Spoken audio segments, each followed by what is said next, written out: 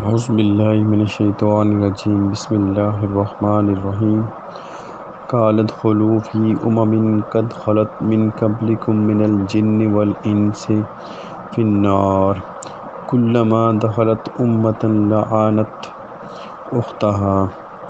حتى اذا ادركوا فيها جميعا قالت اخراهم لأولاهم ربنا هؤلاء أضلونا فآتِهِمْ عَذَابًا ضِعْفًا مِنَ النَّارِ قَالَ لِكُلِّ ضِعْفٌ وَلَكِنْ لَا تَعْلَمُونَ۔ اللہ تعالیٰ فرمائے گا آگ میں داخل ہو جاؤ جنوں اور انسانوں کے گروہوں کے ساتھ جو تم سے پہلے گزر چکے۔ جب بھی کوئی جماعت داخل ہوگی وہ اپنے ساتھی جماعت پر لعنت کرے گی، یہاں تک کہ جب وہ سب اس میں آ ملیں گے تو ان کی پچھلی اپنے سے پہلی جماعت کے بارے میں کہے گی، اے ہمارے رب، یہی لوگ ہیں جنہوں نے ہمیں گمراہ کیا، چنانچہ آپ انہیں آگ کا دگنا عذاب دیں۔ اللہ تعالیٰ فرمائیں گے ہر ایک کے لیے دگنا ہے اور لیکن تم نہیں جانتے۔ آج ہم نے سورۃ الاعراف کی آیت نمبر 38 کی تلاوت کی اور اس کا ترجمہ آپ نے سنا۔ اس سے پہلے آیت نمبر 37 تک ہم پہنچے تھے، جہاں پہ اللہ تعالیٰ فرمایا کہ اس سے بڑا ظالم کون ہوگا جس نے اللہ تعالیٰ کی آیات کو اللہ کے اوپر جھوٹ باندھا اور اللہ کی آیات کو جھٹلایا۔ تو ان کے لیے کتاب میں جو وہ حصہ ہے وہ ان کو ملے گا، یعنی کہ جو اللہ تعالیٰ کی نافرمانی کرتے ہیں ان کے لیے بھی جو ان کے نصیب میں ہے ان کو ملے گا، جو ان کی کوشش ہے۔ اور اس کے بعد اللہ تعالیٰ فرمایا کہ یہاں تک کہ جو ہمارے فرشتے ان تک پہنچتے ہیں تو ان کی روح کو قبض کر لیتے ہیں۔ تو یہ یہاں تک ہم پہنچے تھے۔ تو اس سے پہلے ہم نے پڑھا کہ جیسا کہ ہم جانتے ہیں کہ اللہ تعالیٰ کی جو نصیحت کی آدم اور اس کی اولاد کو قیامت تک کے لیے کہ جو بھی ان نصیحتوں پہ عمل کرے گا وہ تو آرام سے جو اس دنیا کی جو بھی مشکلات ہیں ان سے گزر جائے گا، جو بھی یہاں پہ چیلنجز ہیں، جو بھی شیطان کے جو بچھائے ہوئے جال ہیں ان میں سے آسانی سے نکل جائے گا۔ اور جو اللہ تعالیٰ کی آیات کو جھٹلائیں گے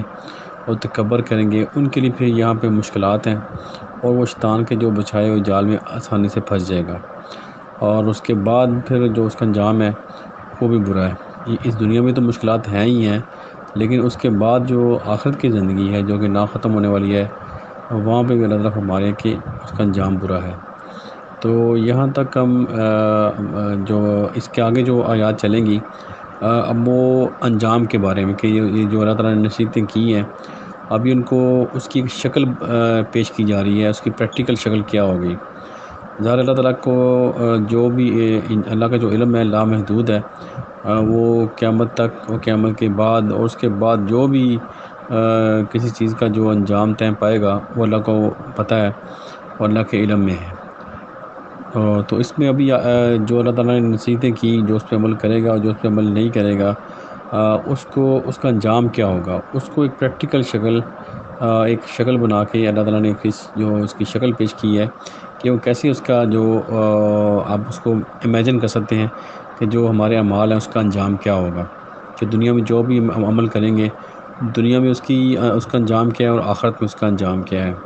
آپ دیکھیں دنیا کی جو بھی نعمتیں ہیں اللہ تعالیٰ نے جنت کی نعمتیں اسی مثال سے سمجھائی ہیں۔ ظاہر دنیا جو جنت آج تک کسی نے دیکھی نہیں ہے تو اس لیے اس کا کوئی بھی شخص اس کو امیجن نہیں کر سکتا،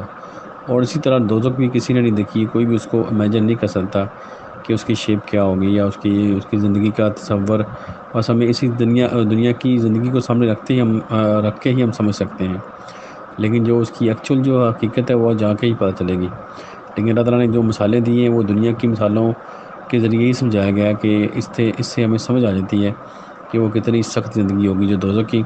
اور کتنی آسان زندگی ہوگی جنت کی، لیکن پھر بھی وہ ہمارے مائنڈ میں اس کی مکمل شکل نہیں آ سکتی۔ تو یہاں پہ اللہ تعالیٰ نے جو یہاں سے جو آیات سٹارٹ ہو رہی ہیں وہاں پہ اللہ تعالیٰ نے ایگزامپل دے کے جو سمجھایا کہ اس کا انجام جو اس کی شکل کیسے ہوگی اور وہاں پہ کیا معاملات ہوں گے، اور وہاں پہ جو گروہ داخل ہوں گے ان کی آپس میں ڈسکشن کیا ہوگی۔ تو اس سے ہمیں آسانی سے سمجھ آ جائے گی کہ جو اعمال ہیں ان کا رزلٹ اور ان کی شیپ یا اس کی جو اس کا اینڈ رزلٹ کیا ہوگا۔ تو آگے جو آیتیں آئیں گی وہ اللہ تعالیٰ کی طرف سے اس کو پریکٹیکل شکل میں سمجھایا گیا ہے کہ تاکہ لوگ اس کو امیجن کر سکیں اور اپنے آپ کو سرکشی سے باز رکھیں اور شیطان کے راستے سے بچ کے اللہ کے راستے پر چلیں۔ تو آیت نمبر 38 پہ نظر فرما رہے ہیں کہ جو اللہ تعالیٰ فرما رہے ہیں جو سرکش لوگ ہیں ان کو فرمایا جا رہا ہے، جو کہ سرکشی کرتے ہیں، اللہ تعالیٰ کی آیات کو جھٹلاتے ہیں، ان کا انجام یہ ہے کہ وہ آگ میں داخل اللہ تعالیٰ فرمایا کہ ان کو فرمایا جائے گا کہ آگ میں داخل ہو جاؤ۔ تو یہ انجام ہے سب سے پہلے کہ جو اللہ تعالیٰ کی آیات کو جھٹلاتے ہیں، جو کہ پچھلی آیت میں فرمایا گیا ہے، ان کو فرمایا جائے گا کہ آگ میں داخل ہو جاؤ۔ تو آگ سے مراد یہ ہے کہ سخت زندگی، اور اس میں جو بھی جتنی بھی سخت زندگی ہو سکتی ہے وہ دوزخ میں ملے گی۔ سخت سے سخت زندگی کا وہاں سامنا کرنا پڑے گا، اور انسانوں کے گروہوں کے ساتھ جو تم سے پہلے گزر چکے تھے۔ اور یہ بھی فرمایا گیا کہ اس سے پہلے بھی جنہوں نے اللہ کے آیات کو جھٹلایا ان کا بھی یہی انجام ہے، اور جو اب جو جھٹلائیں گے ان کا بھی یہی انجام ہے، اور جو اس کے بعد جو جھٹلائیں گے اللہ تعالیٰ کی آیات کو، اور سب کا سیم اللہ تعالیٰ رزلٹ بتا رہے ہیں کہ کسی کے ساتھ کوئی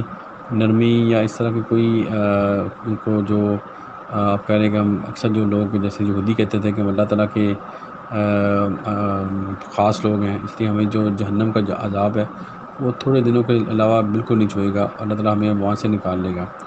تو یہاں پہ یہ بس بتایا جا رہا ہے کہ کوئی بھی گروہ ہے، چاہے وہ پہلے گزر چکا ہے، چاہے اب ہوگا، یا چاہے جو اس کے بعد آئیں گے،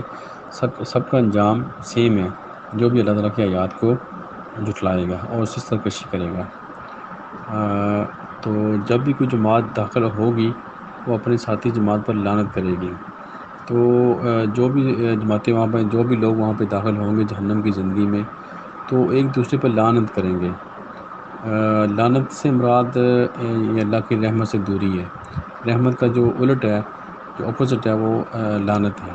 تو وہ ایک دوسرے کے اوپر لعنت کریں گے کہ وہ لعنت سے مراد یہ ہے کہ اللہ تعالیٰ کی رحمت سے دوری۔ تو اللہ تعالیٰ کی جو رحمت سے دور ہو جاتا ہے تو اس کا جو انجام ہے پھر وہ تباہی ہے، اور اس کے علاوہ اس کی جو زندگی ہے وہ سخت سے سخت ہوتی جائے گی۔ تو یہاں پہ جو ایک جماعت دوسری جماعت پر لعنت کرے گی، یعنی کہ ہر کوئی اپنا جو گناہ کا جو آپ اس کو اس طرح سمجھ سکتے ہیں کہ ہر کوئی اپنی ذمہ داری جو دوسروں پہ ڈال دیتے ہیں، کہ جو اپنی غلطی کا اقرار نہیں کرتے بلکہ دوسروں کے اوپر ڈال دیتے ہیں کہ اس کی وجہ سے مجھے یہ پرابلم آئی ہے، یا اس کی وجہ سے میں نے یہ گناہ کیا، یا اس کی وجہ سے مجھ سے یہ غلطی ہو گئی۔ اگر ہم جو ماں باپ ہیں جو وہ اپنی اولاد کی خاطر کوئی غلط کام کرتے ہیں، یا اولاد جو اپنے والدین کی خاطر غلط کام کرتی ہے، تو ان کو دونوں کا انجام سیم ہے۔ تو اس لیے ہمیں کوشش کرنی چاہیے کہ کسی کی خاطر یا کسی کے لیے ہم کوئی بھی غلط کام نہ کریں۔ تو یہاں پہ وہی چیز بتائی جا رہی ہے کہ ایک جماعت دوسری جماعت پر لعنت کرے گی۔ تو یہاں تک کہ جب وہ سب اس میں عام ملیں گے،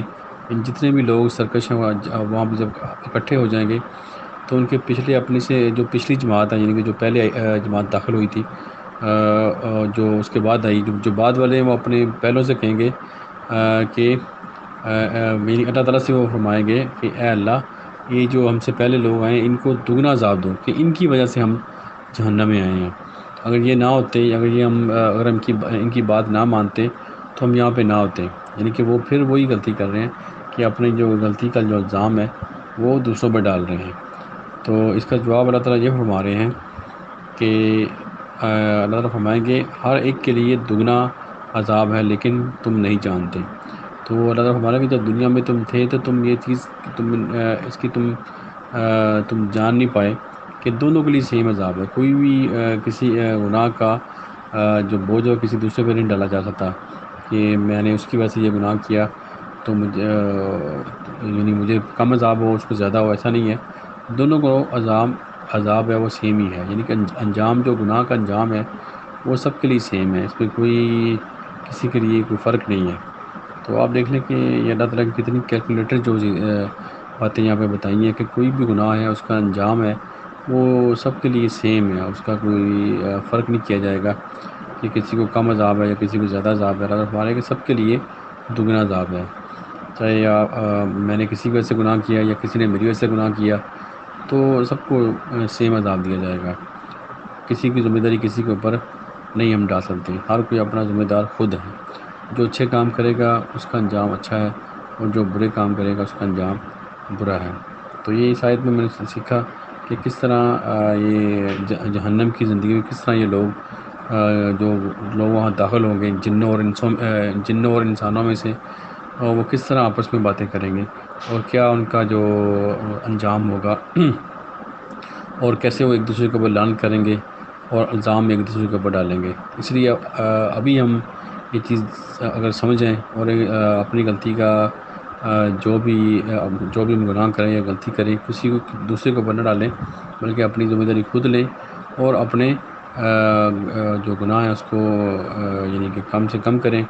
اور نیکیاں زیادہ سے زیادہ کریں، تو پھر ہی ہم سرخرو ہو سکتے ہیں اس دنیا میں بھی اور آخرت کی زندگی میں. اللہ تعالیٰ ہم سب کو عمل کی توفیق دے. دعا ہے کہ پوری دنیا میں جہاں جہاں مسلمان پریشان ہیں، اللہ تعالیٰ ان کی پریشانی دور کرے. جو فوت ہو چکے ہیں ان کی مغفرت فرمائے، اور جو بیمار ہیں اللہ تعالیٰ ان کو شفا دے. آمین. جزاک اللہ خیر. صدق اللہ العظیم.